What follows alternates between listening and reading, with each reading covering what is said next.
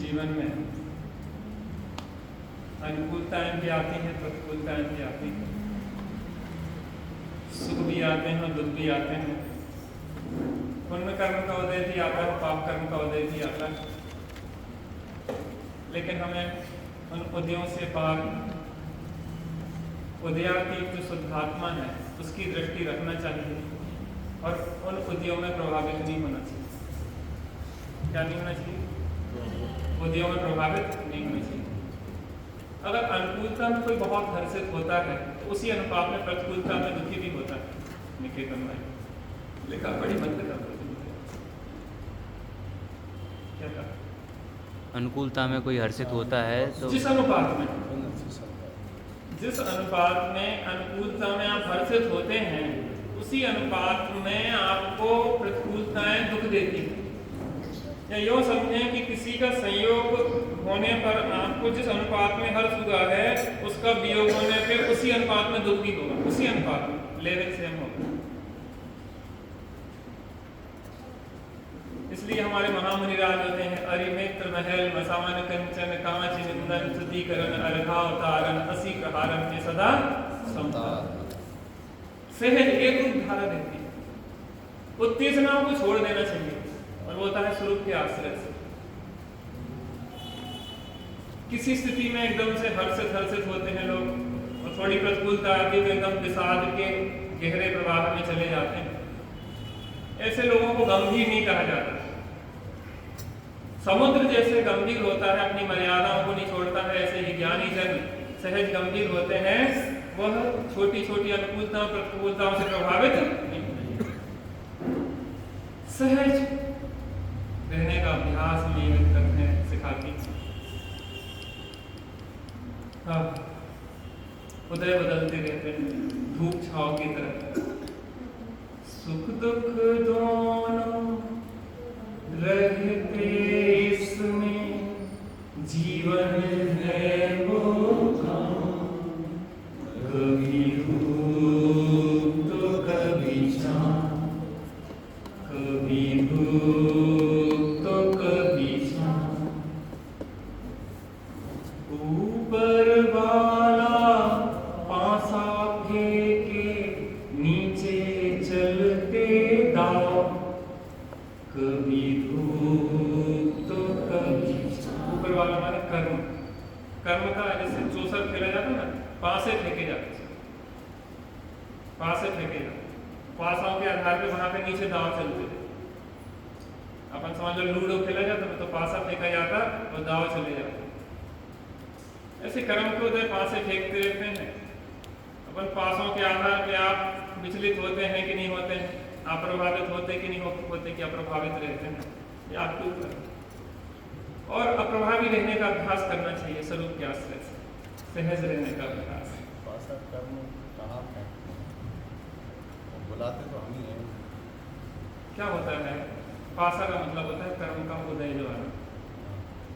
जब कर्म का उदय आता है तो वो उस जन में अनुकूलता प्रतिकूल परिस्थितियां देखी जाती हैं। नौ कर्मों कर्म का द्रव्य कर्म का उदय आता है, उस अनुकूल बाहर में नौ कर्म आदि दिखाई देते हैं।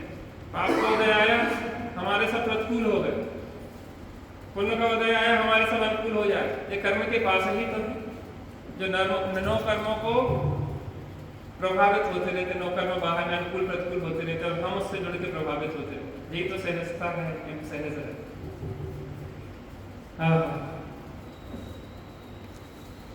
उस पिंगल ब्राह्मण का जो जीव महाकाल नाम का असुर बन गया था, ताकत थी। कमजोर व्यक्ति को दबाते रहो, लेकिन जब ताकत आती है तो फिर तुमसे बदला लेता है। इसलिए किसी को दबाना और सताना नहीं चाहिए। आप सोचो कि सास अभी ताकत वाले का बहू को दबाती रहे, फिर क्या होगा? क्योंकि सास भी कभी बहू थी। समय बदल जाता है, अभी सास का शासन चल रहा है तो बहू का शासन चलेगा।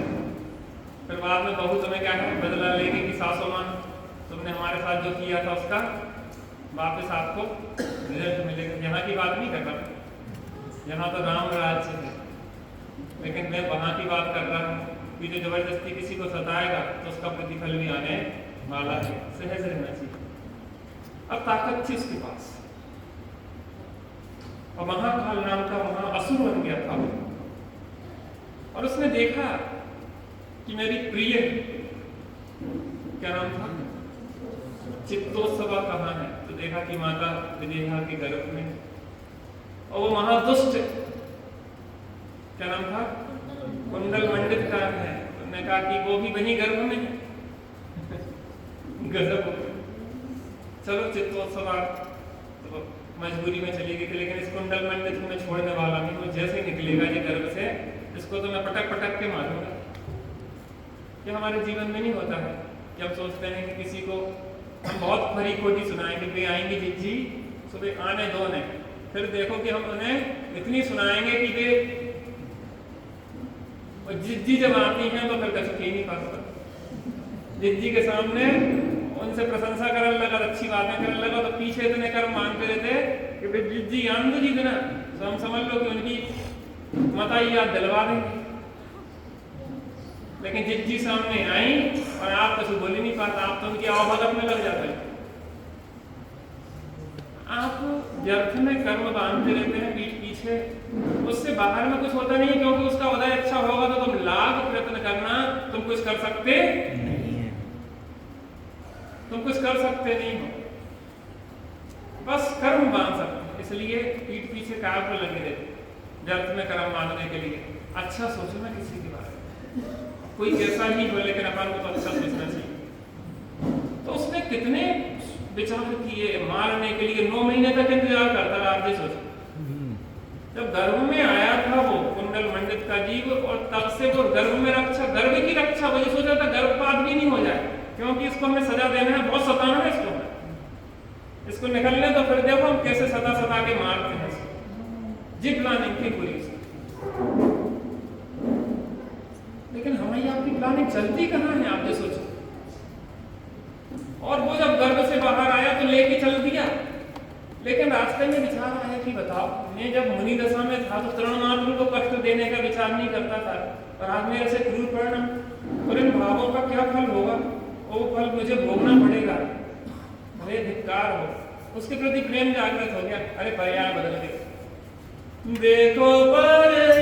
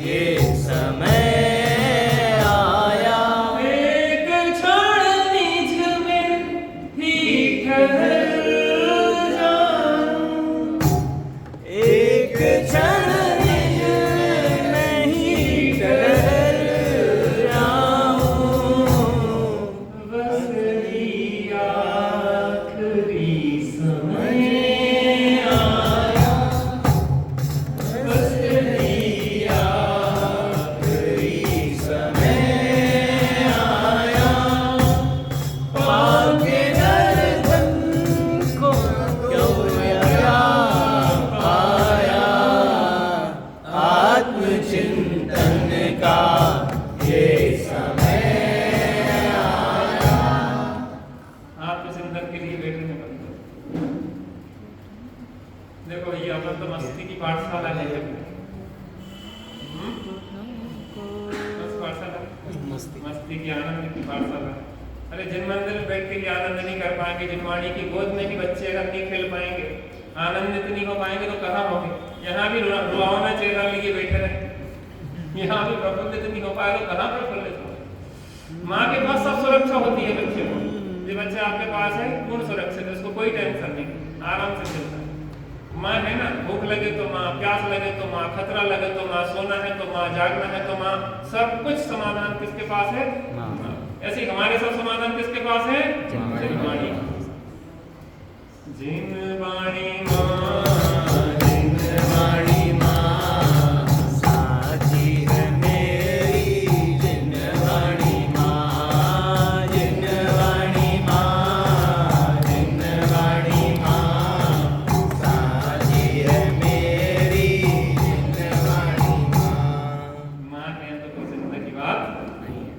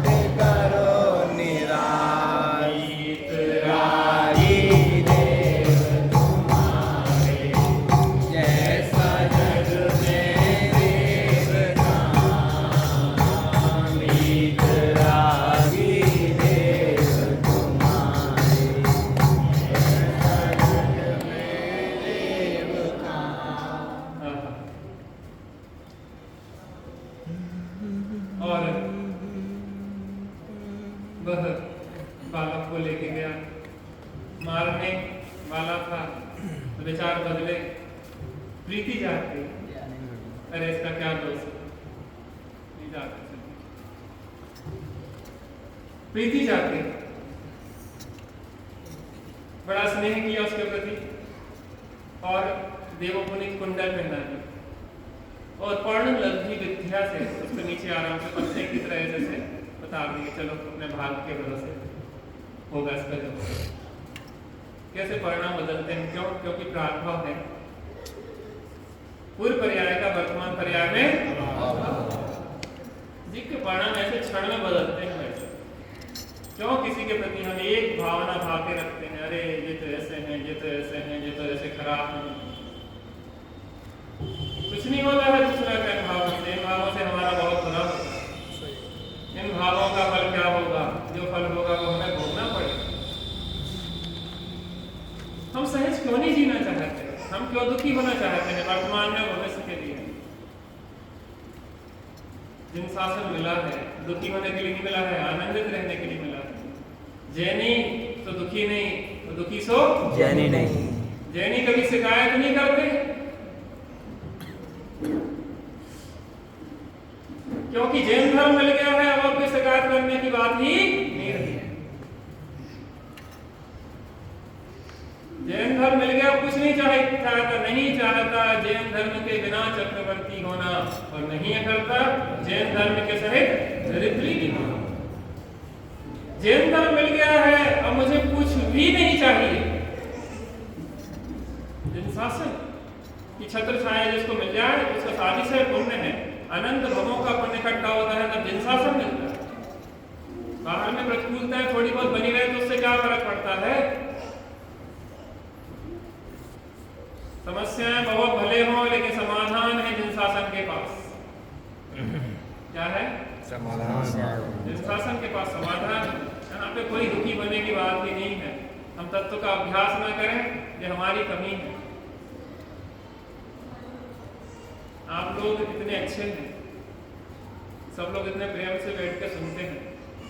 ऐसे ऐसे विषय सवेद धर्म में जो विषय चल रहे हैं आप लोग इतने प्रेम से सुनते रहते हैं। सही बताएं, ये नींव है, नींव के पत्थर हैं जैसे अनेकांत, स्यादवाद, सप्तभंगी, नए न्याय, ये नींव के पत्थर हैं। ये नींव के बाद अच्छी तरह से जिसकी भर गई ना, अब वो हिलने वाला नहीं है, कितनी आंधी तूफान आ जाएगा।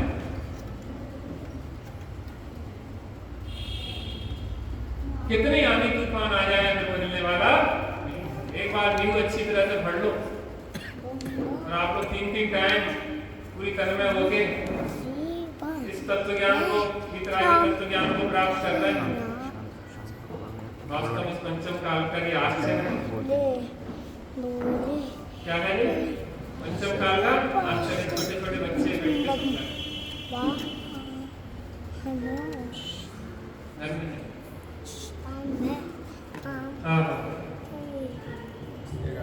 कोई इंतजार कर रहा था उस बालक का, वहां नजर पड़ी चंद्रगति विद्याधर की। विमान से जा रहे थे, विमान से जा रहे थे, विमान से जा रहे थे। उनकी नजर पड़ी कि ये कोई उल्कापात हुआ है या कोई नक्षत्र टूटा है या क्या हुआ है, कौन ज्योति उतर रही है, क्योंकि कर्ण कानों में कुंडल थे ना, देवमुनि को बहुत चमक रहे थे। कोई ज्योति कुंज जैसे नीचे गिर रहा हो, और जाके देखा तो एक बालक वो नीचे गिरता, उसके पहले ही उन्होंने झेल लिया। फेंकने वाला भी तैयार है तो झेलने वाला भी तैयार है। हमसे सोचो व्यवस्था, उदय सब व्यवस्था करवाता है, उदय खिलवाता भी है, उदय आपको झिलवाता भी है। उदय अगर प्रतिकूलताएं भी देता है तो उदय अनुकूलताएं भी देता है।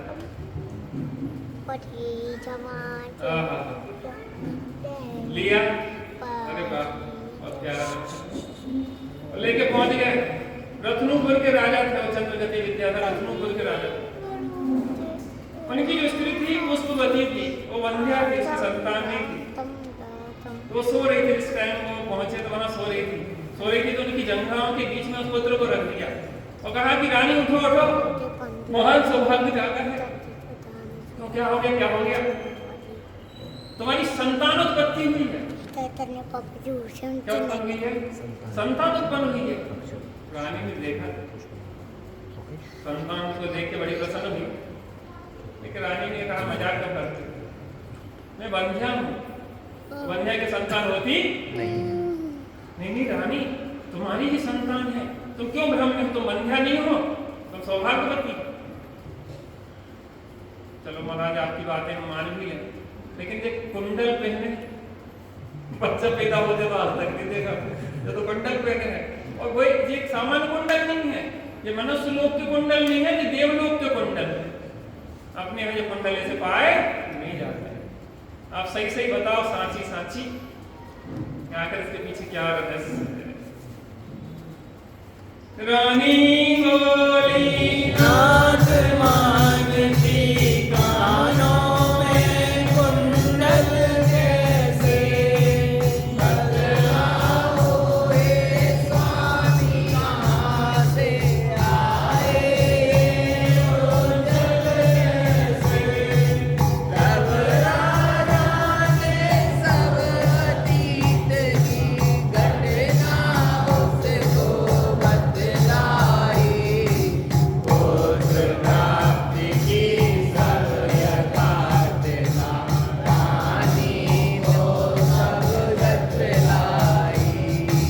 पुष्पवती रानी उसको ले अधिक मानती जिनको धन, बालक पर पतिन बढ़ती थी उस दोनों की प्रीतियन।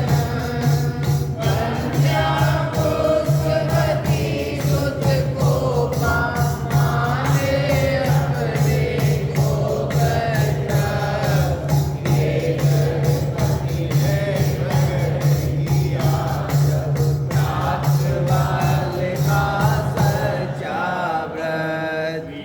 वीतरागी देव तुम्हारे जैसा जग में देव कहाँ, वीतरागी देव तुम्हारे जैसा जग में देव कहाँ।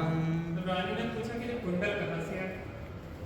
तो राजा फिर छुपा नहीं पाए, झूठ कब तक बोलेगा? एक झूठ के पीछे नहीं झूठ बोलेगा, झूठों की परंपरा चलती रहती है। इसलिए भैया जीवन में झूठ बोलना नहीं सीखना चाहिए। एक झूठ जहाँ बोला तो फिर झूठ के ऊपर झूठ बोलना पड़ता है, फंस जाता है व्यक्ति अपने ही चंद्रपुर में। इसलिए स्पष्ट बोलो, लेकिन स्पष्ट ऐसा भी नहीं बोलो कि दूसरों को चुभे।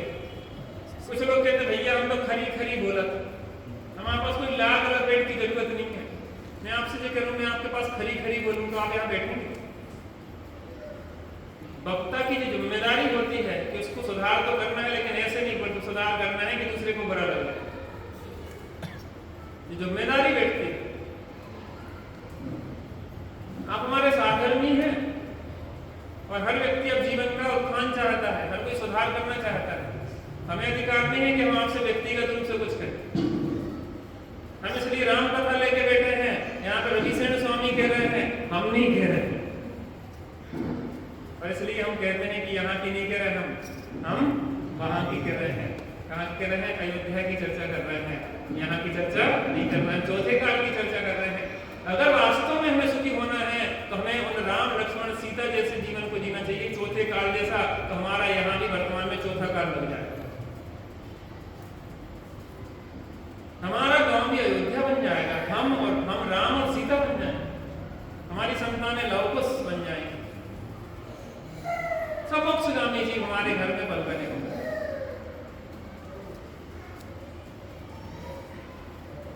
बच्चे मन के सच्चे, बच्चे मन के सच्चे, सारे जग के याद तारे,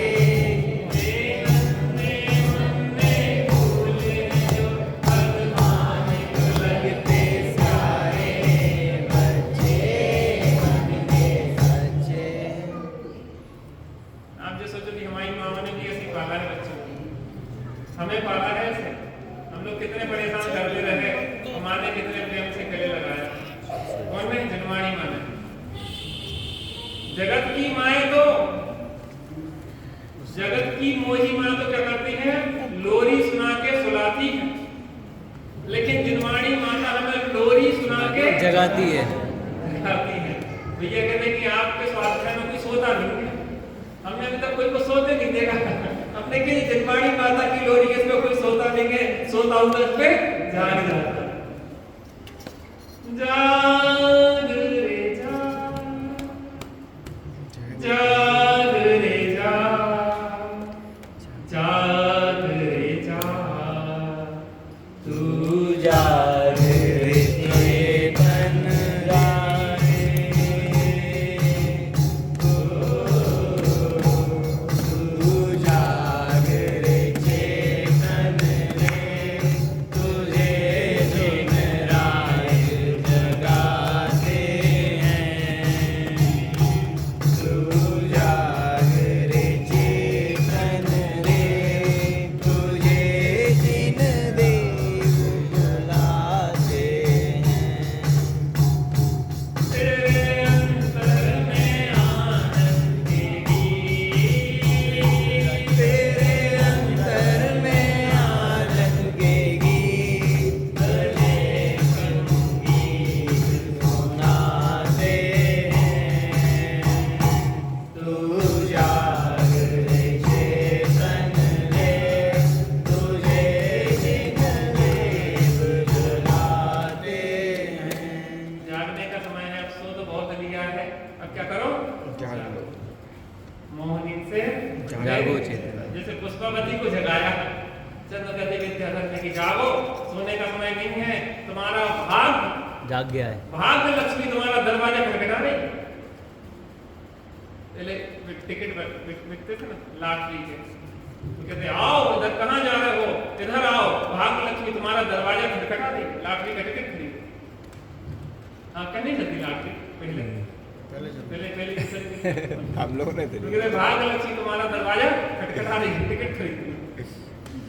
टिकट खरीदने से भाग्य लक्ष्मी लूट जाती है, पता भाग जाते।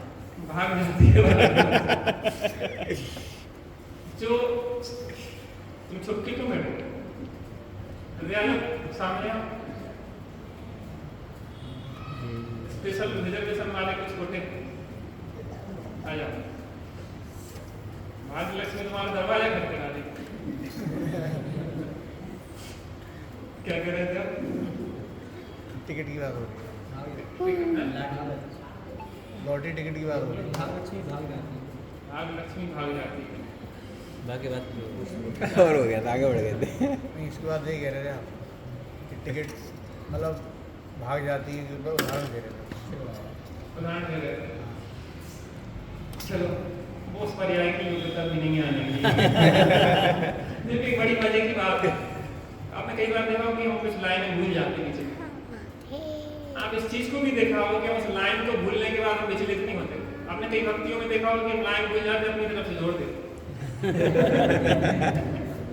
आपका तो पंडित जी जो लाइन नहीं है, हम भी जानते हैं कि जो लाइन नहीं है, लेकिन लय को बिगाड़े।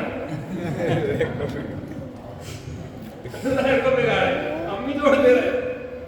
ठीक है, अपन को अनुकूल होना चाहिए, अपन विपरीत थोड़ी ना बोल रहे हैं। यदि पीछे दोष है, लेकिन अब भूल गए तो बदनामी को कर रहे हैं।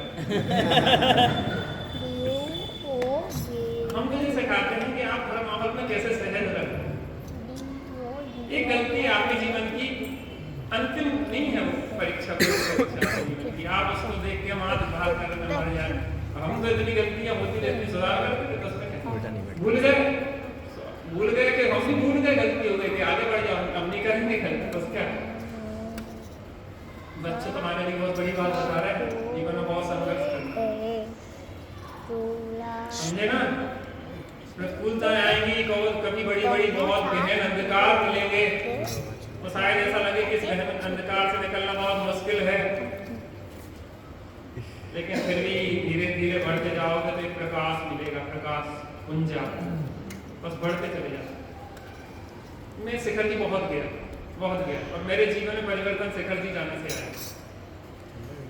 मैं बचपन से शिखर जी गया और मैं अकेले चला जाता था, इतनी धुन थी हमारी अकेले। आपने शिखर जी की यात्रा किसी ने अकेले शायद करी हो, क्योंकि तीर्थ यात्रा आपने करी बहुत बड़ी। तो अकेले अकेले कोई दोस्त यार नहीं थे, कोई रिश्तेदार नातेदार नहीं, और अकेले रहता था कमरे में, किसी से कोई मतलब नहीं। डेली बंधना करना नियम से, सुबह से उठे 3-4 बजे और अपनी टोर्च ली और सीधे पहाड़ पे, और बस बढ़िया आनंद से रोज बंधना करते थे। नीचे आके सुबह का भोजन करते थे, 11-11:30 बजे आ जाते, बढ़िया बैठे कहीं।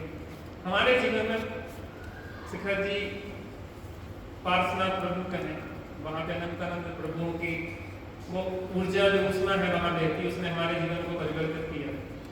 तो जब सवेरे सवेरे अंधेरे में जाते थे तो सबसे आगे होते थे, क्योंकि हमारी एक आदत रही कि हम बैठते नहीं थे, हम कंटिन्यू चलते थे, चाहे मध्य चाल करते चाहे तेज। ढलान होती थी दौड़ तेज चलते थे, और चढ़ान होती तो धीरे धीरे चलते थे, लेकिन चलते रहते थे कस्बे जैसे। इस कारण से बहुत जल्दी पहुंचते थे। और कई बार ऐसा होता था कि वहां पे कोई मिलता नहीं था, बिल्कुल सुनसान, हम अकेले होते थे रास्ते में, ना आगे कोई दिखता था ना पीछे कोई दिखता था। लेकिन हम बढ़ते चले जाते थे, और अंत में जब बढ़ते गए तो फिर प्रकाश की किरण दिखना शुरू। जीवन में कितने ही अंधकार हो, लेकिन कोई ना कोई प्रकाश की किरण आने वाली है। कितनी ही लंबी रात्रि हो, लेकिन उसके बाद प्रभात होने वाली है। रुक जाना नहीं तू कभी हार के, कांटों पे चल के मिलेंगे साए बहार। अद्भुतताएं आपको आगे ले जाके मजबूत बनाएंगी, और आगे ले जाके वो आपको और स्वर्णिम युग की ओर ले जाएंगे। तो शिखर जी में लगभग मैंने 50 के लगभग वंदना की। एक दिन में 2 वंदना तक की मैंने। एक बार पार्श्वनाथ भगवान की टोप पे गया, और फिर वहां से लौट के आया, दोबारा वंदना करके लिए तो डबल हो गई, तो नीचे पर बहुत धुन थी जी। आजकल नए लोग भक्ति वगैरह करते हैं तो अभी उम्र में जोश है, उस उम्र में चलता है। आप बूढ़े लोग सोचते कि यार ये लोग इतना हो हल्ला कर रहे हैं, उस उम्र में होता है, थोड़ी जवानी में जोश होता है। तो उन्हें कुछ जोश वाले काम बताया कि शाम को भक्ति करो भैया अच्छी। तो मैं हम भी तो ढोली बजाए, अरे भक्ति करते हैं क्या दोस्त, जिन्हें तो परमात्मा के पास आए, गुरु को देव को धर्म से बचे, ये तो कम से कम करें। यहाँ के जिन्हें परमात्मा के सन्मुख तो है, यहाँ पे संस्कार बने रहेंगे, 2 बार में सुनने को मिलेगी। अरे गलती किसमें नहीं है, हमें भी बहुत गलती है, लेकिन यहीं बैठ के सुधरेगी भैया। सुमन भाई साहब की मम्मी जब नई उनकी शादी होके आई, तो अब नई अब उनके तब तक ऐसे स्वाध्याय वगैरह के संस्कार थे नहीं, तो उनकी तो बस उनकी सास का करती थी स्वाध्याय देते, और स्वाध्याय में चर्चा चलती थी, सुमन आ जाती थी नींद। यहाँ पे तो नहीं आती किसी को नींद, लेकिन उन्हें आ जाती थी नींद। सो नींद आ जाती थी, सुबह सो लेती थी थोड़ी देर। अब घरे नहीं, तो कहते कि मम्मी जी हम वहां पे जाते तो हमें नींद आ जाती। कहले बेटा सो लिया करो, अच्छी सास है, तो सो लिया करो। कहले देख बेटा इसलिए कहते हैं कि सो लिया कर, जब नींद खुलेगी तो वही खुलेगी। वहां पे सोना भी अच्छा है, क्योंकि वहीं पे झपकी खुलने के अवसर है। यहाँ तो मोहनी में तुम्हें अंधकार सोती ही रहती, इसलिए हम सब लोगों के लिए क्यों बैठाते हैं। हम छोटे से लेके बड़ों तक के लिए राम कथा सुनाते हैं, राम कथा के बीच में थोड़ी थोड़ी डोज भी देते जाते हैं, छोटे छोटे बच्चे भी बैठ जाते हैं, इस माध्यम से सुन भी लेते हैं। और हम कह रहे हैं कि ये तो ऐसा अमृत है, अंदर जाएगा तो अवश्य काम करेगा। आप जैसे तो सुबह इतने बढ़िया चर्चा चल रही तत्व की गहरी, और इतने सारे लोग सुनते हैं, बहुत मजा आता है। मैंने एकांत सियालवाद वगैरह सिद्धांत बहुत बड़ी चीज है, आपको लग रहा है कि ये छोटी चीज, आप बहुत बड़े सिद्धांतों को पी रहे हैं। इसका इतना उत्तम फल होने वाला है कि आपके जीवन में बहुत ऊंचाइयां छूने वाली हैं। मोक्ष महल की नींव भरी जा रही है। एक बार कॉन्सेप्ट क्लियर हो जाए तो दुनिया की कोई शक्ति आपको हिला नहीं सकती। इस तत्व ज्ञान स्पष्ट होना चाहिए। आप तो सुनते रहो, बैठते रहो, धीरे धीरे धीरे धीरे संस्कार आपके इतने अंदर गहरे संस्कार होंगे कि फिर आपकी कथाएं लिखी जाएंगी। एक जसवंत नगर में आपका नगर, वहां पे फला कन्या रहती थी, और उसके ऐसे दृढ़ संस्कार थे, उसके कारण इतनी प्रतिकूलताओं के बीच में भी वो विचलित। एक वहां पे एक लड़का था जसवंत नगर में, और ऐसी ऐसी समस्याएं, उसके बाद भी विचलित किसकी कथा लिखी जाएगी? हम सब कथा पुरुष बनने वाले।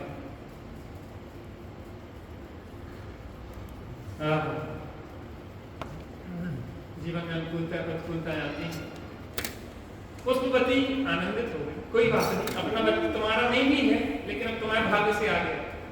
आप जैसे सोचो कि भामंडल के लिए पहले से तैयारी थी कि वो वंध्या स्त्री रहना थी और उसको भामंडल इस तरीके से प्राप्त होना था। कितना सिस्टेमेटिक काम है। आपको लगता है कि ये गलत है? इस जगत में आपको लगता है, आपकी दृष्टि है कि गलत है। गलत सही का निर्णय आप करने वाले होते कौन है? शायद प्रकृति में उसके आगे जाके बहुत अच्छा कुछ होना लिखा है। विद्याधर के यहाँ पढ़ना था उस कुंडल को, भामंडल को, यहाँ भूमि गोचरी के यहाँ पढ़ता। कैसी सामर्थ्य थी? भूमि गोचरी होकर विद्याधर बन गया। विद्याधर बन गया। विद्याधर भूमि था रहेगा तो भूमि गोचरी, लेकिन वहां रह के विशेष विद्या अर्जित कर सकता है। और बहुत प्रबल। जब सीता का अपहरण हुआ और रामचंद्र जी जब लंका पे चढ़ाई करने जा रहे थे तो भामंडल अपनी पूरी सेना लेके आया था, विद्याधरों की सेना लेके, और बहुत सहयोगी हुआ था, बहुत सहयोगी हुआ था बहन को वहां से समस्याओं से निकालने के लिए, लंका से को जीतने के लिए। तो कुछ ना कुछ एक व्यवस्थित सब कुछ क्रम चल रहा है चारों ओर, बस हम उसको पढ़ना सीख जाए। इसके बाद ये ब्लॉक, इसके बाद ये जुड़ेगी कथा, इसके बाद ये होगा। एक बिल्कुल व्यवस्थित सुनिश्चित व्यवस्था के साथ सब कुछ चलता है। बहुत जल्दी उत्तेजित नहीं हो जाए, बहुत जल्दी आंदोलित नहीं हो जाए, बहुत जल्दी पलायनवादी ना हो जाए, भाग भाग के ना दिखाए। अपन तो नहीं भागेंगे समस्याओं से, समस्याओं के साथ और मजबूत होंगे। और धीरे धीरे पुष्पवती रानी ने उसको अपना लिया और वो अपने को धन्य समझने लगी। उसकी पुत्र के प्रति बहुत प्रीति थी और वह अपने आप को कृतकृत्य मान रही थी। वहां पे बहुत महोत्सव हुआ, बहुत विद्याधर लोक में राजा का पुत्र संतान हुई है, उसमें लंबे समय बाद हुई, ये सब बातें हैं। बाहर में तो किसी को पता नहीं था, सब कुछ बहुत अच्छा चल रहा था। अब क्या होगा?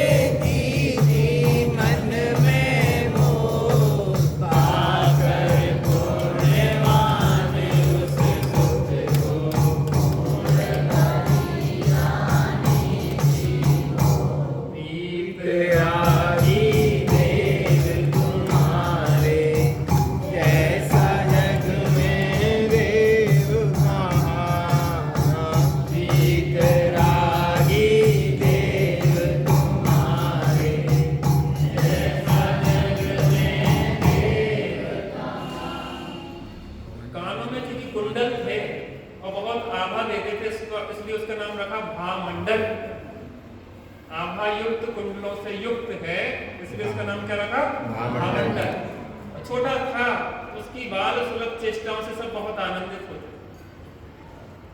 छोटे बच्चे किसको प्रिय नहीं लगते? छोटे बच्चे की बाल पीड़ाओं को देख के सभी लोग क्या होते हैं? आनंदित। घर में एक सुंदर आनंदमय माहौल बनाते हैं छोटे बच्चे। छोटे बच्चे फूल की तरह होते हैं जो चारों ओर खुशबू बिखेरते हैं। बच्चे कोई बोझ नहीं है, बच्चे हमारे आनंद हैं। आप टेंशन में आते हैं, बच्चा पापा पापा करके आपकी गोद में आता है, आपकी टेंशन थकान क्या हो जाती है? दूर हो जाती है। कब हम बच्चे जैसे सरल हो जाएंगे? हम इतने बड़े हो गए हैं, इतने गंभीर हो गए कि हमने हंसना बंद कर दिया। बच्चे तालियां बजा लेते हैं, बड़े लोग नहीं बजा पाते। क्यों? क्योंकि बड़ों को लगता है कि हम बड़े लोग हैं। बड़े होने का नाम एकदम से आप सीरियस बने रहो तो जो बड़ा मन थोड़ी ना, आपको आनंदित होना चाहिए। आप हमें देखते हैं, ब्रह्मचारी का मतलब है चेहरा लटका है बैठ रहा। इसका मतलब ये थोड़ी ना होगा। ब्रह्मचारी माने आनंद में से रहने का, ब्रह्म स्वरूप आपको में घेरी करो, आनंद करो। जीवन में दुखी होने की बात करना है।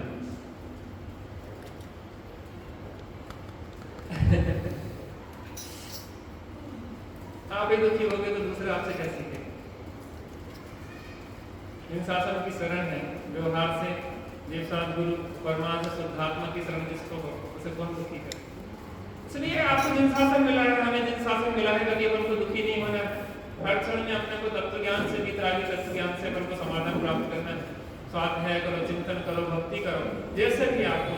यहाँ पे आके आप देखते होंगे, आप दुकान के व्यापारिक टेंशन से होके आए हैं और यहाँ पे अपन झूम के भक्ति कर ली, प्रभु की भक्ति आराधना कर ली, तो आपका टेंशन कैसा होता है? बिल्कुल हल्के हो जाते हैं, रिलैक्स हो जाते हैं। आपको महसूस हो रहा होगा कि बहुत सारी समस्याएं आपके शारीरिक रूप से भी दूर हो रही है। कितने लोगों को ऐसा लगा है कि हमें शारीरिक रूप से भी स्वास्थ्य में लाभ होगा? आपको लगा कि नहीं लगा? क्योंकि सोच से ही तो सब कुछ होता है ना। आपकी नकारात्मक सोच आपको बीमार करती है, आपकी सकारात्मक सोच आपको ऊर्जा देती है। मैं आपको एक सही घटना बताना चाहूंगा। मैं सुन रहा था, एक सराय में एक व्यक्ति गया, वहां पे 2-3 दिन 4 दिन रहा, वो वहां पे भोजन किया उसने और वापस आ गया। 1 साल बाद उसी सराय में पहुंचा और वहां के मैनेजर ने कहा, आप अभी तक जिंदा हैं? क्या बात हो? उस दिन आप यहाँ से गए थे, उस दिन भोजन में सांप गिर गया था, जितने लोगों ने खाया था सब मर गए थे, आप अभी तक जिंदा कैसे हैं? अच्छा, सब मर गए थे? उसी टाइम हार्ट अटैक आया और वो बनी गिर गया। मैं ये पूछ रहा हूँ कि 1 साल बाद कौन से सांप का जहर चढ़ता है? 1 साल बाद किस सांप का जहर चढ़ता है? चढ़ता है भ्रम। अगर व्यक्ति कल्पना कर ले तो अभी सांप का जहर चढ़ता। एक प्रयोग किया वैज्ञानिकों ने कि वास्तविक बीमारी कितनी होती है और भ्रामक बीमारी व्यक्ति की कितनी होती है। तो एक नकली सांप बनाया गया बच्चे। कैसा सांप? नकली सांप बनाया गया और नकली सांप को बना के लाइट से सेल डाल के उसको चलाया गया और एक व्यक्ति की आंख में पट्टी बांध दी और उसको मौत की सजा दी जाना थी। मौत की सजा दी जाना थी। उन्होंने कहा, देखो हम आपको एक कोबरा नाम के सर्प से डसवाएंगे, बहुत खतरनाक है और कुछ ही क्षणों में आप मर जाएंगे। और एक पिन उसके मुंह में लगा दी और जाके वो गया और उसको पिन चुभोई और वो चला गया। और जब पट्टी खोली तो वो सर्प जा रहा था, इस तरीके से उसको दिखाया गया। भाई सब कुछ ही क्षणों में वो सही में मर गया और उसके अंदर जो जहर निकला वो कोबरा सांप का ही निकला। अब ये बताइए, ना तो वो सांप था, ना वो कोबरा था, ना वहां जहर था। ये जहर किसने बनाया? स्वयं बनाया जहर। हम अपने जहर को जहरीला कौन बनाता है? हमारे जीवन। हमारे ही विपरीत विचार हमारे जीवन को जहरीला बनाते हैं। आप अभी अच्छे हट्टे कट्टे खड़े थे, एकदम बढ़िया है, और आपने कोई जांच करवाई थी, एक कहानी देख रहा था, तो उस व्यक्ति ने क्या किया कि तो खांसी वगैरह चल रही थी, कोई समस्या चल रही थी, तो कुछ जांचें करवाई। जांचें करवा के उसमें रिपोर्ट आई, डॉक्टर के यहाँ पहुंचा। तो डॉक्टर के यहाँ पहुंचा तो उसने जांच निकली तो डॉक्टर उसकी शकल देखे, फिर रिपोर्ट देखे, शकल देखे, रिपोर्ट देखे। अब वो सोचा कि कुछ ना गड़बड़। उन्होंने कहा, आपके साथ कोई है क्या? और घबरा गया, कोई नहीं। कोई तो चलो नहीं, आप बताइए। पहले आपको कैंसर है और लास्ट स्टेज का कैंसर, और आपके पास अगर आप दवाई लेते हैं तो 8 से 9 महीने हैं, बिना दवाई के 2 से 3 महीने में आप स्वर्ग से बाहर जाएंगे। अब वो घबरा गया। वो चलते चलते वहां गेट से निकला और बाहर के गेट तक जाते जाते वहां बेहोश होकर गिर पड़ा। क्या हो गया? उसको वहां के कर्मचारी उठा के ले आए, फिर से वहीं ब्रेंच पे बिठा दिया, पानी के छींटे दिए गए तो उसको होश आया। और वहां पे वो डॉक्टर खड़ा था, सॉरी सर, वो क्षमा करना मुझे। तो क्या बात हो गई? आपकी रिपोर्ट बदल गई। इन लोगों की गिनती है, जैसा मूर्ख है, किसी की रिपोर्ट किसी में लगा देते हैं, किसी की रिपोर्ट किसी में लगा देते हैं। तो गलती से आपकी रिपोर्ट दूसरे की में लग गई थी फाइल में, और दूसरे की रिपोर्ट क्या में लग गई थी आपके में। और आपको कुछ नहीं है, आपकी रिपोर्ट तो बिल्कुल नॉर्मल है। वो खड़ा हो गया और नाचने लगा।